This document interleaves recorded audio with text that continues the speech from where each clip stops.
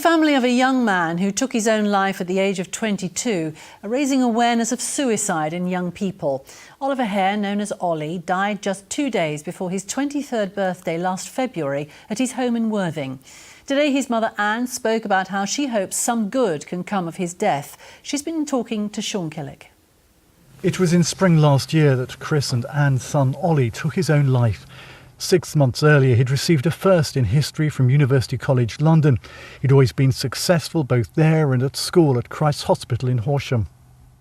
Love is all that I can give to you. Olly loved music and sport and spoke several languages. He was working as a teacher in China after graduating.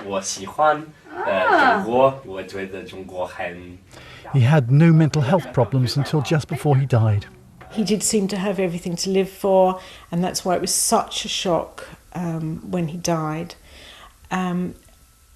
It's hard to believe, but he went from being very happy to taking his own life in 5 weeks.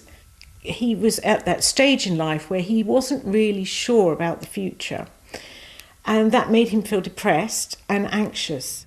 The family has set up a charity called Olly's Future and raised more than £30,000 to fund suicide awareness training.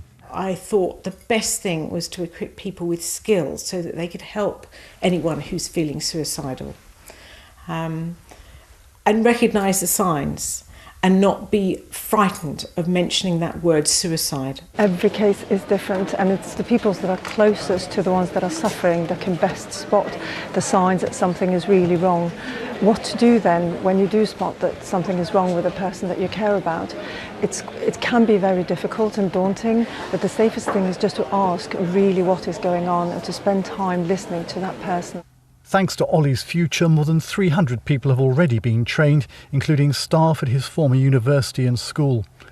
At the university, an altruism award has also been established to recognise students who help others.